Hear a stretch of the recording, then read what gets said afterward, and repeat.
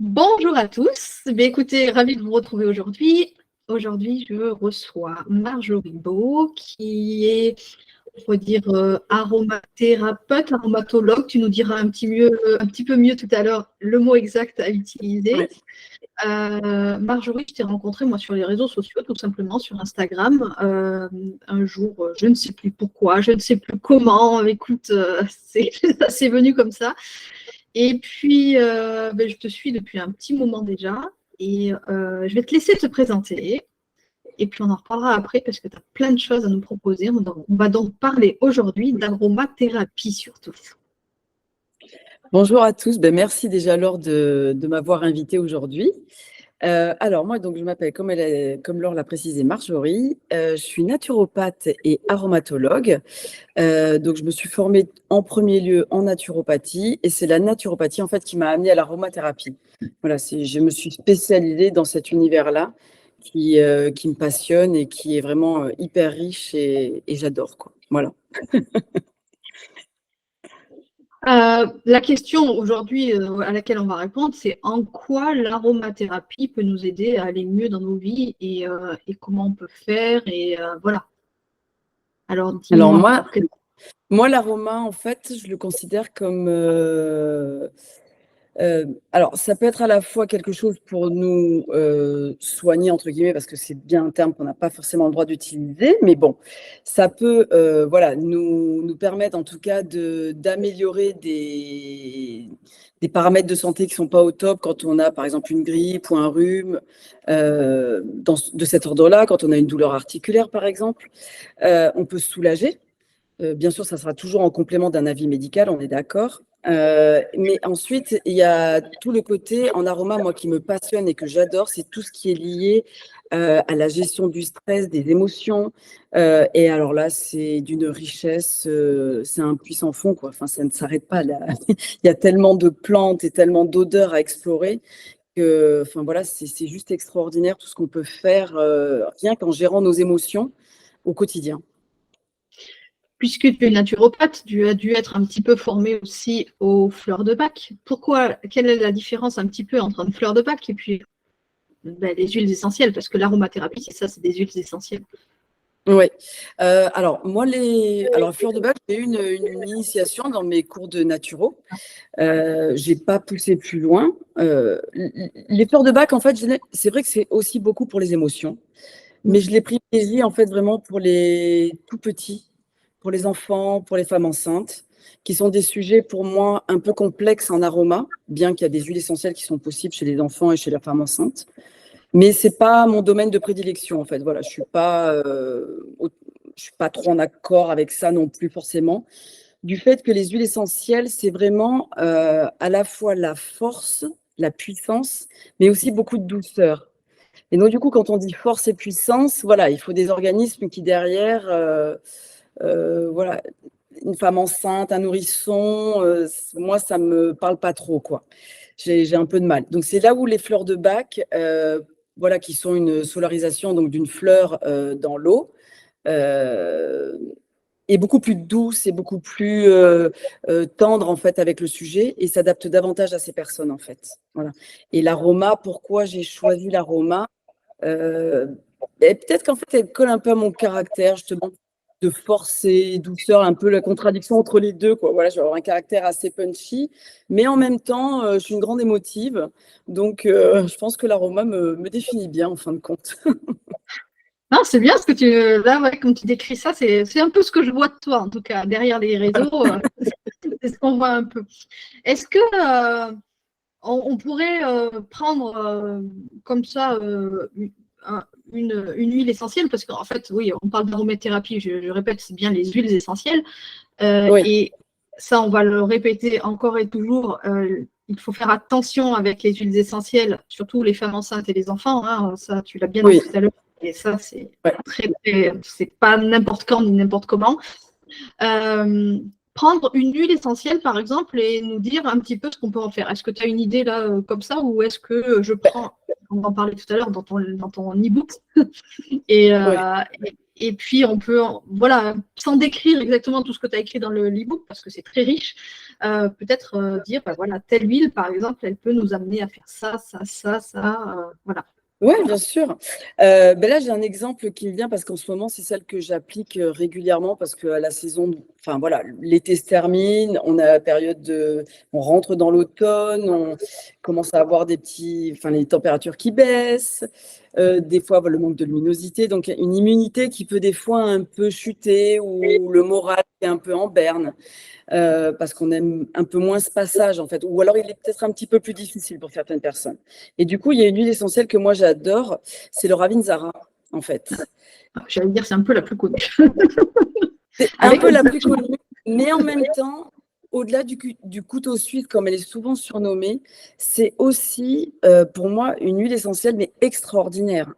Parce que c'est à la fois une huile essentielle, effectivement, qui va jouer sur l'immunité, qui va renforcer un système immunitaire ou en tout cas le soutenir.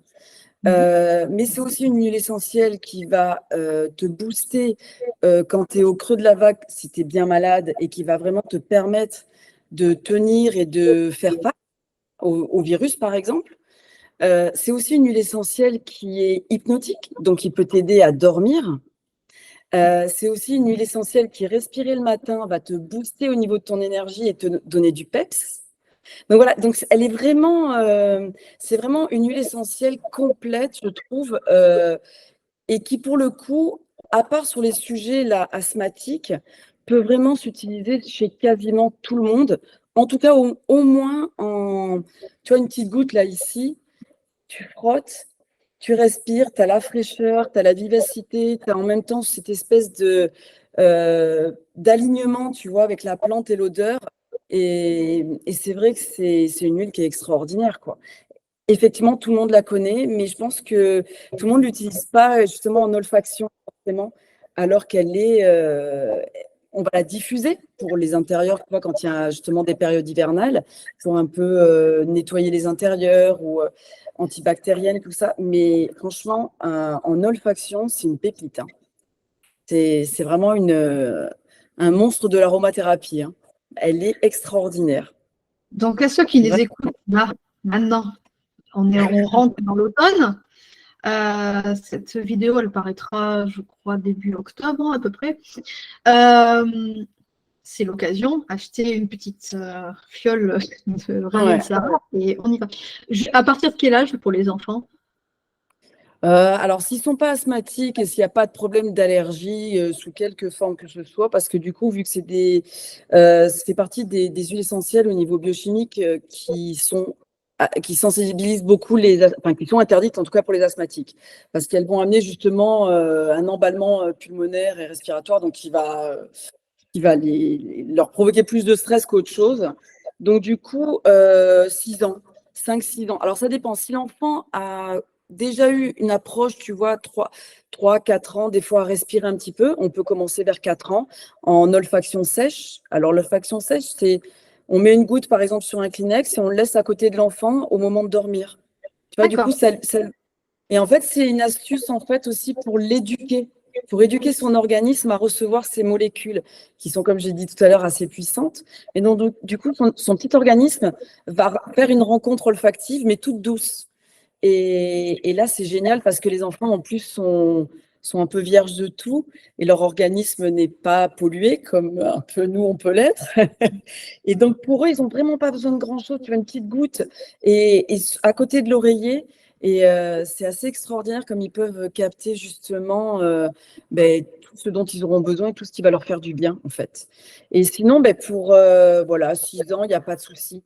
Sans problématique de santé, en tout cas, 6 ans, tu mets une petite goutte là et tu lui fais frotter les deux poignets et tu le fais respirer. Et là, du coup, voilà, il a un petit contact avec l'huile et c'est une rencontre avec le végétal et je trouve ça assez merveilleux quand même. Et en ces périodes, parce que là, je commence à en entendre parler, les gastro, les grippes qui arrivent et tout ça, justement, ça peut permettre d'avoir une meilleure immunité et d'être moins sujet finalement à attraper ces maladies, quoi.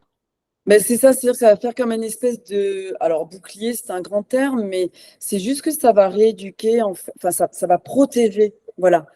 Ça va éviter que tous les virus, en fait, ils vont peut-être se présenter, mais il y aura une petite barrière qui dit, ah ben toi, non, là, non, je ne vais pas rentrer parce que toi, tu as déjà beaucoup de choses qui vont me barrer la route. Donc, c'est un peu ça, en fait, le principe du soutien immunitaire, c'est que ça va renforcer le système immunitaire pour lui donner, en fait, plus de puissance, justement, dans ces périodes où il y a plein de virus qui se baladent. Et donc, du coup, ben, il va savoir l'éliminer directement, ou alors il va durer peut-être qu'une journée, au lieu des fois de nous plomber un peu la semaine, voilà, quand on est sur des organismes un peu fatigués et où on est tous un peu pressés, où on n'a pas le temps, ben là, du coup, ça permet vraiment de donner un bon appui, en tout cas un bon soutien pour l'organisme. Alors, on vient de parler d'une seule huile essentielle. Ouais. On reviendra un petit peu tout à l'heure parce que du coup, j'en parlais, tu as un e-book et cet e-book-là, il est assez complet. Enfin, moi, il m'aide personnellement, professionnellement, il m'aide pour tout. Hein. C'est génial. Mais avant de rentrer dans le sujet comme ça, j'avais une question et elle est partie. Zut, c'est pas grave, ça reviendra. Une qui me revient là tout de suite, l'huile essentielle. Tu peux nous expliquer comment c'est fait? Comment c'est fabriqué en fait, ces petites choses-là? Alors du coup, il y a plusieurs méthodes, mais les deux plus connues, c'est l'expression à froid ou la distillation à froid ou l'expression pour les agrumes. Donc on va parler de la distillation parce que c'est ce qui est le plus couramment utilisé pour les plantes. C'est la majorité des plantes qui sont distillées. Donc en fait, elles sont mises dans un alambic. Et là, j'ai pas le dessin sous les yeux à vous montrer, mais ça fait tout un processus en fait où on monte en chaleur douce l'eau qui va imbiber les végétaux. Et donc, ces gouttes qui vont extraire des végétaux vont tomber dans une autre partie refroidissante. Et donc, du coup, on va en extraire en fait une partie un peu huileuse, mais qui n'est pas non plus huileuse, mais la plus lourde en tout cas, et qui va tomber en tant qu'huile essentielle. Et à côté, il y aura en résidu l'eau, donc de vapeur, qui, elle, va être l'hydrolat ou l'eau florale. C'est le résidu, en fait. Donc, c'est pour ça que l'hydrolat, par exemple, tu vois, c'est aussi quelque chose qu'on utilise beaucoup chez la femme enceinte et chez le bébé.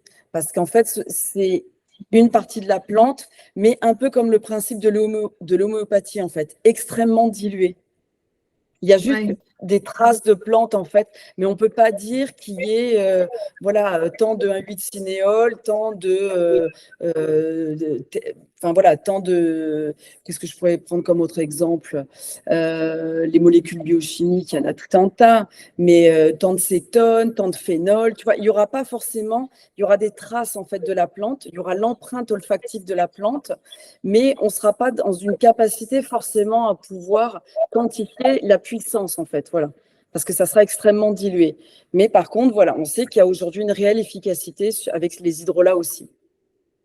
D'accord. Donc, donc ça peut être sympa pour quelqu'un qui est plus sensible, on va dire. Bon, une femme enceinte, plus sensible, mais il y a d'autres personnes aussi, d'utiliser un petit peu des hydrolats pour certaines choses, quoi. Ouais. C'est ça, exactement. Moi, je sais que les hydrolats, tu vois, par exemple, je les utilise beaucoup en cutané, sur la peau, ou alors je les utilise aussi en cure. Ça peut être, par exemple, tu vois, au moment du printemps, quand on parle un peu des cures de nettoyage, du foie, tout ça, ben, pour soutenir mon foie, je vais prendre, par exemple, un hydrolat de romarin verbenone. Parce que du coup, tu vois, 2 cuillères à soupe dans 1 litre d'eau, par exemple, et tu bois ça toute la journée. Enfin, voilà, il y a plein d'astuces qui peuvent… et ça se fait tout en douceur. Ouais. Donc, il y a tout le fond des… Il y a tout à explorer. Hein. C'est énorme. Oui, non, pourquoi je te dis ça, je n'y pensais pas. C'est que moi, au printemps, je prends plutôt des tisanes de romarin. Mais je ne pensais pas à l'hydrolat. Mais je pensais pas que, voilà. Ouais. C'est possible. La tisane de romarin est très, très bonne. L'hydrolat, parfait aussi. Voilà, après, tout dépend comment on a envie de le vivre au quotidien. Il y a des gens qui vont détester la tisane, tu vois. Et donc, c'est pour ça qu'il faut trouver des compromis entre chacun et c'est ce que j'aime bien. Moi, quelqu'un qui n'aime pas boire des tisanes, je ne vais pas le forcer à boire des tisanes. Donc, mon but, c'est vraiment de trouver quelque chose dans son quotidien qui va lui permettre d'avoir du plaisir, mais en même temps, des fois, un effet un peu plus pas thérapeutique, mais à viser en tout cas bien-être, santé. Oui, complètement. Et l'autre mode, en fait, ça va être pour les… Alors là, j'en ai pas… Où est-ce que… Si, voilà. J'en ai une ici. Si je ne fais pas de bêtises, voilà. Tu vois, par exemple, les citrons. Là, c'est un citron et on le voit bien sur celui-là parce que je ne sais pas si on va le voir à la caméra. Non, pas, oui, peut-être en t'approchant, oui. Tu vois, il y a marqué expressé. Oui, exact, expressé, tout à fait. Citron Donc, du expressé. coup, c'est pas distillé. En fait, c'est la peau du citron qui va être pressée et Ah, on en retire l'essence, en fait. C'est pour ça que normalement, on ne dit pas une huile essentielle de citron ou d'orange, mais une essence de citron. Chose que j'ai précisée dans mon e-book. tout à Mais fait. voilà. Maintenant, moi, Mais tu en parles, je comprends mieux. dans l'idée, voilà, pour que tout le monde connaît bien l'huile essentielle. Donc, on a vulgarisé aussi l'huile essentielle de citron. Mais si on veut être précis, tu vois, c'est une essence de citron, une essence de mandarine, une essence d'orange. Voilà. D'accord. Alors, ma question m'est revenue. Tout à l'heure, tu nous as Ah, parlé de tout ce qui est olfactif. Donc, on va mettre oui, sur les poignets, on va le sentir. Tu as parlé aussi de mettre sur un mouchoir ou à côté d'un enfant. Est-ce qu'il y a d'autres oui. façons d'utiliser l'aromathérapie? Enfin, je sais qu'il y en a d'autres, mais dis-nous lesquelles. Ah oui, oui. Oui, oui, on peut l'utiliser alors de manière cutanée en massage, par exemple. Si on a, j'imagine, tu vois, je pense à l'été, les jambes lourdes, on va passer par des massages. Parce que déjà, le massage a une action drainante, mais on vient renforcer avec les huiles essentielles. Alors, Donc là, je c'est veux quand juste… même… On m'a toujours dit que l'huile essentielle, il ne fallait pas l'utiliser pure. Ah non, mais en massage avec de l'huile végétale. Chose Bien. que j'ai… Chose que j'ai… Oui, en fait, quand on fait une synergie, alors on peut en utiliser certaines pures, comme je le redirai peut-être tout à l'heure, sur des cas particuliers, des visées particulières, que je fais par exemple en accompagnement personnalisé, individualisé. Effectivement, quand on parle au grand public, on évite de dire qu'on utilise une huile essentielle pure parce qu'on ne connaît pas la personne, parce que la personne, des fois, elle ne va pas forcément savoir bien s'auto-juger et savoir si elle a une problématique ou pas. Donc, on ne laisse pas la personne le faire d'elle-même. Et puis par précaution, tout simplement, parce que c'est vrai que ce sont des produits puissants, comme on l'a dit tout à l'heure. Donc, on fait attention. Mais effectivement, en massage avec une huile végétale, c'est juste extraordinaire parce que du coup, il y a l'huile, si tu veux, que tu as besoin de faire pénétrer. Donc, tu es un peu obligé de te masser à ce moment-là. Donc, en cutané, c'est vrai que quand on a la problématique de jambes lourdes, si par exemple, tu as aussi, qu'est-ce que ça pourrait être? Une articulation un peu douloureuse qui aurait besoin d'être réchauffée ou refroidie suivant le besoin que tu ressens. Donc, on va choisir une huile essentielle qui sera plutôt réchauffante ou plutôt refroidissante. Donc, du coup, ça peut aussi amener à drainer sans appuyer, bien évidemment, parce qu'il y a certaines choses qui peuvent être douloureuses, donc on va éviter de faire trop prolonger. Donc, il y a le cutané. On peut faire donc en olfactif, comme on a vu tout à l'heure. On peut le faire aussi en diffusion. Et l'olfactif, alors l'olfactif, il y a plusieurs méthodes. Il y a la méthode comme ça, où on va respirer Et là, on est directement d'accord, l'huile. c'est une goutte, une ou deux gouttes pures. Ouais, en général, oui. Si tu n'aimes pas mettre des huiles essentielles sur toi parce que du coup, après, tu sens l'huile essentielle, chose que je comprends, il existe des petits sticks olfactifs avec une mèche en coton. Et donc ça, ce petit stick, en fait, tu l'imbibes de 4 à 6 ou 8 gouttes d'huile essentielle. Tu le remets dans ton petit stick et là, tu vas respirer un peu comme le… On avait des sticks des fois, Vicks, là où je sais pas quoi, quand on était petit, là. C'est vrai. Je sais pas si ça Ah, j'en existe ai pas tout encore. ça. Hein. Non. Mais Et c'est donc, vrai, du coup, trop bon, bien. voilà, c'est pas très élégant, mais le but, c'est de mettre dans la narine et de respirer. Et ça peut, voilà, ça peut faire partie d'une olfaction. Pour des gens qui n'ont pas le temps, par exemple, tu vois, de faire vraiment une olfaction de 5 ou 10 minutes, on va juste mettre dans chaque narine, passer d'une narine à l'autre le stick et on va respirer et ça va, voilà, nous faire du bien à un instant T. Et après, il y a les petites touches à sentir. Oui. C'est des petits papiers buvards comme il y a, tu sais, un peu chez Sephora pour sentir les parfums. Les pharmacies, parfumeries, ouais. Ben voilà, ben c'est ça. Et en fait, C'est un petit papier buvard, on met une goutte et là, on, on laisse partir son imaginaire et on fait passer l'huile essentielle comme ça et il y a l'odeur qui, voilà, qui va se poser là où il y a besoin, là où elle a besoin de travailler, là où elle a besoin de nous soutenir, là où elle a besoin de nous réconforter. Et elle fait son chemin et c'est assez extraordinaire parce que du coup, même plusieurs jours après, tu as toujours l'odeur sur le stick, enfin sur Oui. le papier buvard.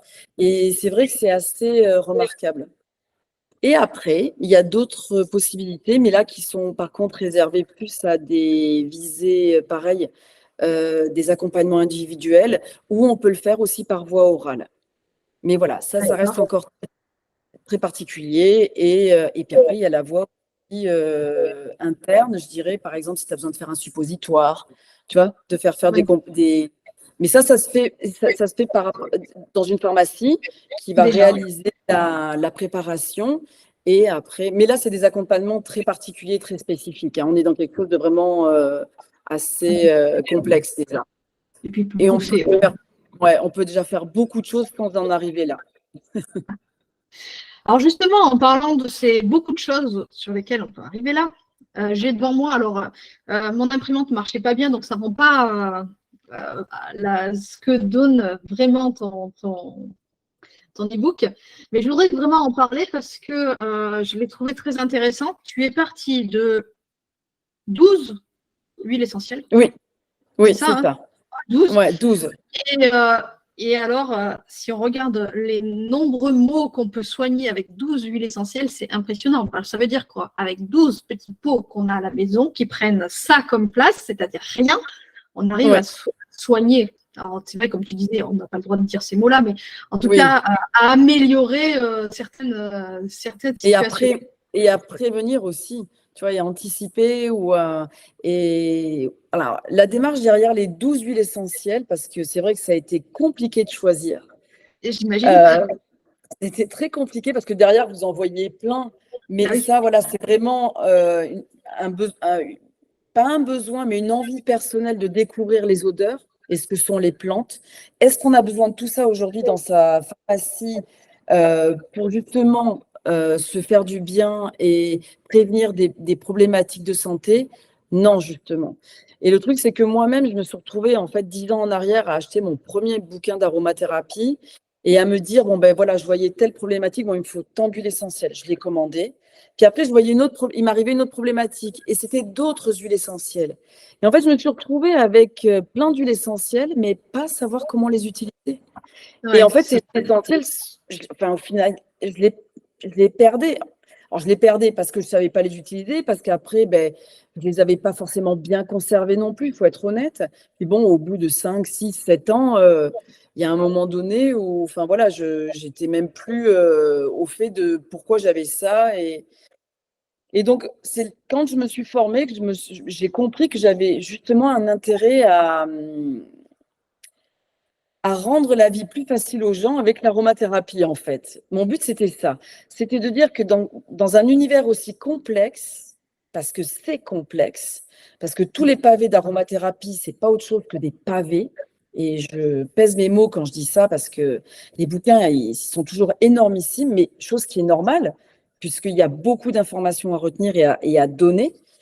Mon but, c'était vraiment de rassurer au maximum et en vulgarisant aussi au maximum en fait l'aromathérapie, tout en ayant derrière ces préventions, parce que du coup, j'ai quand même fait dédier 2 pages, tu vois, à la précaution de oui, l'utilisation et à chaque mot ou problématique de santé, en fait, je rappelle les contre-indications, les personnes qui ne sont pas concernées par cette synergie, par exemple, par ces synergies, parce qu'ils ne peuvent pas au niveau de leur physiologie ou de leur santé. Mais sinon, voilà, en dehors de ça, du coup, c'est fluide, c'est facile.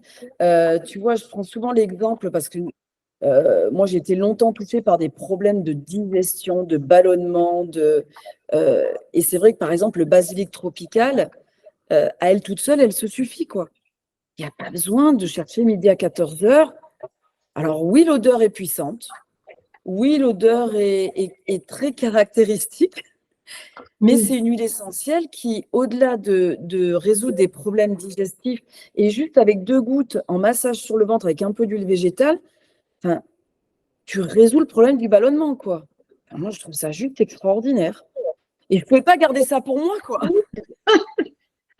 En fait, fallait que je le dise.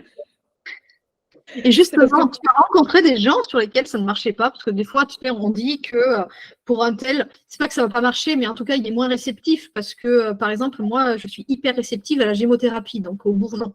Oui. Ça, c'est quelque chose, je le sais. J'ai pas tant testé que ça l'aromathérapie, mais chaque fois j'étais quand même réceptive. Après, je suis quelqu'un d'assez réceptif surtout, donc voilà. Mais je sais que par exemple mon mari, il y a certaines choses, ça ne fonctionne pas parce que, enfin, peut-être qu'il est aussi un petit peu carré, hein, mais est-ce que tu as déjà rencontré des gens comme ça?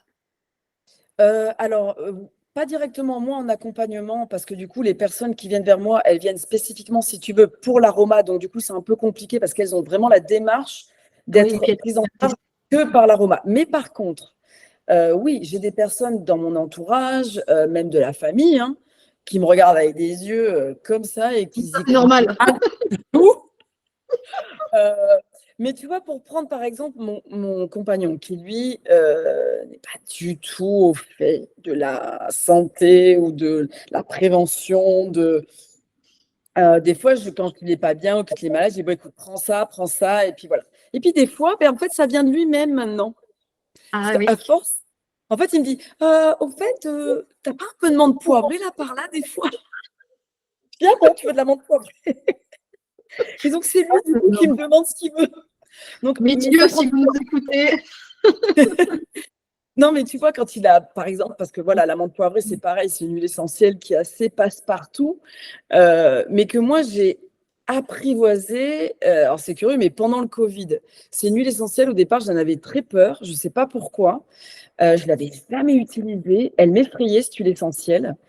Et puis, je ne sais pas pourquoi, enfin, j'ai eu le Covid il y a 1 an et mon corps, en fait, me l'a réclamé. Mais quand je te dis me l'a réclamé, c'est juste que j'en ai eu un besoin viscéral. Et elle a été d'un soutien aussi bien digestif qu'au niveau de la gorge, parce que j'avais la gorge en même temps, j'arrivais plus à déglutir, vraiment, c'était un enfer.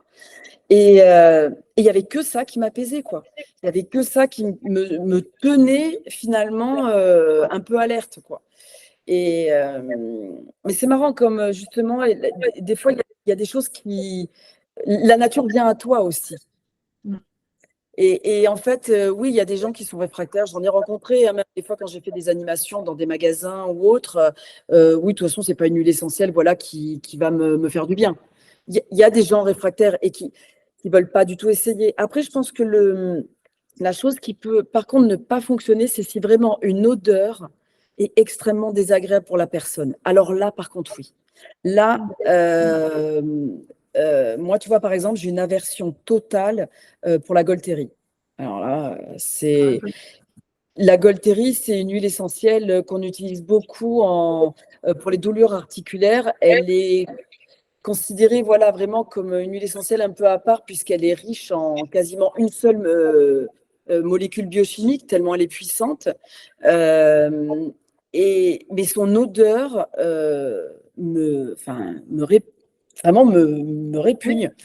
Donc, du coup, je ne peux pas l'utiliser, quoi. Même si je sais qu'à un moment donné, elle peut me faire du bien, je ne supporte pas de l'utiliser. Donc, effectivement, du coup, je ne peux pas tendre vers le bienfait qu'elle pourrait m'apporter. Donc, je pense que ça aussi, ça peut être une barrière, en fait. Quand une odeur est vraiment pas acceptée par la personne. Tu vois, ce matin, j'étais en accompagnement de suivi avec une femme et qui avait des problèmes digestifs. Et c'est vrai qu'elle a, elle, un problème avec le basilic de par son odeur. Donc, du coup, je dis, bon, bah, écoute, on va essayer de trouver autre chose. Et finalement, en aiguillant un peu et en posant un peu plus de questions, j'ai compris qu'on pouvait adapter avec une autre aussi. Ouais, c'est ça. Donc, il y a toujours, voilà, il y a toujours moyen voilà, de trouver, de te dire, juste comme ça, et puis j'ai une autre question derrière qui va venir. Sur les mots dont tu parles, les mots MAUX, tu parles de ballonnement, comme tu viens de dire, mais tu parles de constipation, de démangeaison, tu parles de lumbago, tu parles de plaies, tu parles de règles douloureuses qui touchent beaucoup de femmes, de nausées, voilà, de foie paresseux. Donc, ça va vraiment un peu… Là, j'en ai donné que quelques-uns parce qu'il faut que vous le découvriez. Mais voilà, c'est quand même assez vaste et toujours bien expliqué, quoi. Donc là, je ne dirai pas, mais voilà, par exemple, pour l'acné, moi qui en ai souffert petite, je me dis que mes enfants, bon, c'est souvent génétique ce truc-là, donc mes enfants qui vont bientôt y arriver, j'ai une bonne huile sous le coude là et je la garde. Ouais. Non, mais voilà, c'est vrai que, ouais, il y a des moyens en tout cas de prévenir ou d'améliorer une situation. Et c'est vrai que moi, pour moi, l'aroma reste un pilier dans ma vie extraordinaire. Et j'adore vraiment. Mais c'est comme tu l'expliquais tout à l'heure, c'est que avant d'être aromatologue, alors aromatologue on dit, c'est ça? Alors, on dit aromatologue parce qu'aromathérapeute, en France, le mot thérapeute n'est réservé qu'aux médecins. Ah d'accord, ok. Quelqu'un qui a un titre de médecine, mais vraiment de médecine, hein. Donc, on ne Oui, peut pas. Alors, je dis bien en France, parce qu'aujourd'hui, avec les réseaux sociaux, du coup, on a accès au Canada, à la Belgique, à la Suisse. c'est ça. C'est pas du tout la même réglementation. Je crois qu'en Suisse, ils peuvent dire aromathérapeute, tu vois. En Belgique, je crois aussi. En France, c'est pas possible. C'est Ouais, donc, aromatologue voilà, médecine alternative du bien-être. On n'est pas médecin, on n'est pas thérapeute. ok, ah, donc aromatologue. Ah, donc avant d'être vraiment aromatologue, tu étais aussi naturopathe. Donc en gros, quand tu prescris, c'est pareil, on n'a pas le droit d'utiliser ce mot-là, mais quand tu donnes aux gens, tu dis aux gens d'utiliser peut-être telle ou telle huile essentielle, c'est aussi dans un mouvement holistique, puisque bah, la naturopathie, Ouais, c'est quelque chose d'holistique. Donc aussi en qualité, en hygiène de vie, en qualité aussi, mais en hygiène de vie, voilà. Après, peut-être que tu peux donner d'autres idées, je sais pas, en nutrition, quelque chose comme ça, mais c'est vraiment toujours dans un but global. voilà, c'est ça. Toujours. C'est toujours dans une globalité de la personne entre qui elle est, ce qu'elle a été quand elle était enfant. Moi, j'aime bien toujours prendre, tu vois, dans mes accompagnements, la référence de comment vous étiez enfant. Pour moi, c'est le point de repère, en fait. L'enfance, c'est notre personnalité qui est encore intacte. Donc, du coup, c'est un point de départ qui n'a pas été, entre guillemets, parasité par le monde. Ouais. Voilà. Non, mais c'est Et vrai, donc, c'est ça. et donc, pour moi, c'est le point de départ, si tu veux. Donc, il y a toujours ce questionnement de bah, vous étiez qui en tant qu'enfant, quoi. Donc, ça surprend un peu au départ. Que des fois, il faut qu'ils se posent la question de qui ils étaient en tant qu'enfant, quand on l'oublie. Ouais. Et en fonction de ça, après, j'évolue, tu vois, petit à petit. L'adolescence, comment elle s'est passée? Comment vous avez évolué Parce que l'adolescence aussi est un gros passage pour l'individu. Il y en a, c'est fluide et il y en a, ça passe pas, quoi. Enfin, c'est compliqué, c'est conflictuel avec soi-même, avec les autres, avec le monde qui nous entoure qu'on ne comprend pas. Et est-ce qu'il y a des problématiques? Tu vois que tu parlais tout à l'heure de l'acné. C'est vrai que c'est à ce moment-là que ça se positionne aussi. Donc voilà, donc tout ça, tu vois, il y a des étapes de vie, des rouages qui se... Et tout ça, ça me donne un fil conducteur et qui me permet aussi de comprendre des fois pourquoi la personne, en fait, en est arrivée là. Pourquoi elle est arrivée à une problématique de bien-être ou de santé et qu'elle n'arrive pas aujourd'hui à résoudre. Et justement, après, de cibler dans mon accompagnement, en plus de l'aroma, parce que moi, je vise beaucoup l'aromathérapie. Alors, des fois, si tu veux, des fois, ça peut passer par le conseil d'une seule huile essentielle et après des conseils d'hygiène de vie. Parce Ouais. que, par exemple, tu vois, si une personne déjà est très stressée dans sa vie, qu'elle a un emploi du temps qui ne suffit pas d'une journée pour pouvoir tout boucler. Si je lui rajoute 3 synergies à réaliser, euh, différentes périodes de prise, la personne, je vais la perdre. Je sais qu'elle va rien faire de tout ça. Donc moi, mon but, c'est en fait petit à petit d'initier la personne à aimer prendre soin d'elle, donc avec toujours une touche olfactive ou une touche d'aroma, mais petit à petit aussi en la responsabilisant sur sa propre personne. Donc c'est Ah oui, oui, c'est non, un, mais c'est un fil c'est un fil ouais. qu'il faut tisser. Voilà, qu'il faut tisser. Et moi, je suis finalement que le guide et en aucun cas, je ne tisse pour les personnes. Parce que ça, c'est pas possible. Je peux pas Non. être celle qui tisse. Ça ne peut être que la personne qui ait envie de le faire pour elle. Et donc après, là, tu as gagné, quoi. quand la personne, elle a envie de tisser sa vie, de tisser son bien-être, et puis encore, et encore, je le rappelle toujours, c'est pas parce que tu tisses ton bien-être que tu n'as pas de problématique.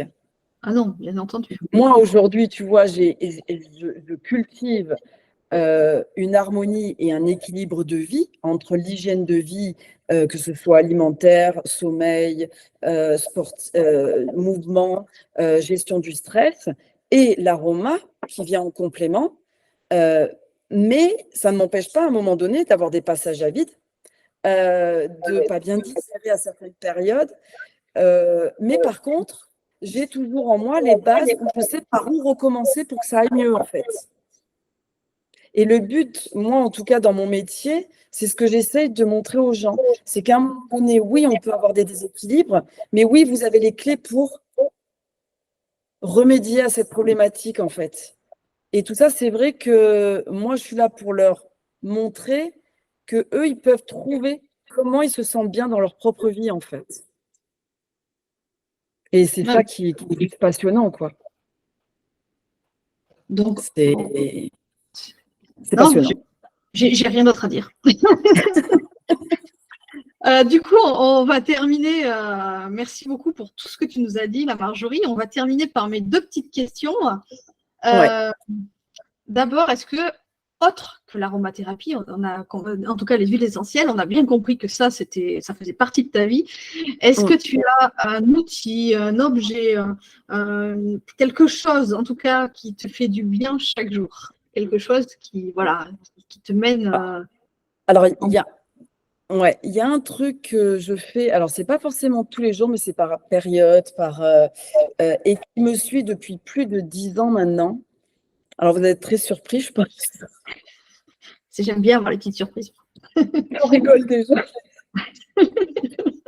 C'est le vinaigre de cidre Huberti aux 50 extraits végétaux. Alors, celle-là, on ne me l'avait jamais sortie. Alors, explique-nous. J'ai entendu parler du vinaigre de cidre dans ma formation de naturopathe, moi aussi. Oui. Mais là, ceux qui n'ont pas fait de formation naturopathe, explique-leur. Alors moi, le vinaigre de cidre, alors spécifiquement le vinaigre de cidre Huberti, pourquoi je précise cette marque? Parce que ce n'est pas un simple vinaigre de cidre, c'est un vinaigre de cidre. Alors il y a 2 versions. Il y a la version 20 extraits végétaux rajoutés dedans, soit 50 extraits végétaux. Et c'est une pépite. Il n'y a pas d'autre chose à dire. C'est quelque chose, vous avez de l'acidité gastrique. Il va réguler votre acidité gastrique. Vous avez fait un repas trop copieux, vous ne digérez pas bien. C'est extraordinaire. Vous avez pris 2 kilos pendant l'hiver, vous ne savez pas trop comment les déloger. 1 mois de vinaigre de cidre, ça vous permet d'amorcer le truc et déjà de dégonfler. Extraordinaire. Enfin, ça régule la digestion. J'ai toujours au moins 2 bouteilles d'avance chez moi, c'est simple. Je ne peux pas tomber en rupture. Je vis avec ce vinaigre depuis plus de 10 ans. C'est extraordinaire. Et tu l'utilises, alors là, parce que tu m'intrigues, hein, tu l'utilises en cure, du coup? Alors, soit je fais des cures où je fais une cuillère à soupe dans un verre d'eau classique, tu vois, matin et soir. Donc, le matin à jeun, le soir au coucher. Pourquoi le soir au coucher? Parce que j'aime bien son côté soutien du foie quand le foie se régénère entre 1h et 3h du matin. Ça, pour moi, c'est un super pilier et j'aime beaucoup. Voilà, au lieu de parler, de dire de faire un jeûne détox, qui de toute façon, la détox pour moi reste un terme qui ne devrait pas être utilisé, mais bon, ça c'est encore un autre sujet. Parce qu'il fait déjà le job, en fait, le foie, il fait déjà ce job au quotidien sans qu'on le sache. Mais voilà, il va soutenir le foie vraiment il va pas lui dire bon bah allez détoxifie ou travaille, mais il va lui ouvrir les portes un peu plus facilement et il va soutenir son travail au moment où lui va se régénérer. Et sinon, ben, je le fais tout d'un coup quand tu vois les repas de Noël, les repas d'anniversaire qui sont un peu plus copieux. Ben, des fois, voilà, je rentre d'un repas ou d'un repas au restaurant un peu lourd. Et ben, quand je rentre, je finis par, je prends une cuillère à soupe avec un verre d'eau et voilà, ça me permet de mieux digérer. En tout cas, de Et faire ça, passer de manière plus fluide. d'accord. Ça a bon goût parce que moi, vinaigre de cidre, c'est toujours un peu. En soi, si tu veux, c'est une cuillère à soupe diluée dans un verre d'eau, donc il est quand même vraiment bien dilué. Moi, ça ne Voilà. me choque pas. Le goût, effectivement, est un peu acide et vinaigré, hein, mais ça n'a rien à voir avec du vinaigre de vin ou du vinaigre blanc. On n'est pas du tout dans cette. Le vinaigre de cidre, déjà, est beaucoup plus doux. Ouais. Euh, et alors, par contre, il faut pas avoir peur, mais ce vinaigre est trouble. Il n'est absolument pas filtré. Il y a la mer au fond, et des fois, si la bouteille dure un peu longtemps, elle peut se reformer. Mais c'est un gage de grande qualité pour moi, et justement qu'il est bien bio et qu'il est bien Ouais. naturel. Il y a tout ce qu'il faut dedans. Bon, Non, non, et noté, hein. c'est une pépite. C'est vraiment une pépite. Noté, noté. Très bien. Et ma deuxième question, alors que j'ai vu des yeux tout à l'heure quand on commençait, quand je t'ai parlé de ça. Est-ce que tu as un livre à nous proposer? Alors moi, j'ai un livre à vous proposer c'est le livre en fait que j'ai acheté avant de commencer ma formation naturo et qui a été une révélation. Mais tu dois le connaître, hein. D'ailleurs, on voit tous les. La naturopathie au quotidien, ouais, je connais. Mais c'est surtout l'auteur en fait. Léo Ah, Zakoval, c'est un auteur. Bon, tu vois tout ce que j'ai pu noter.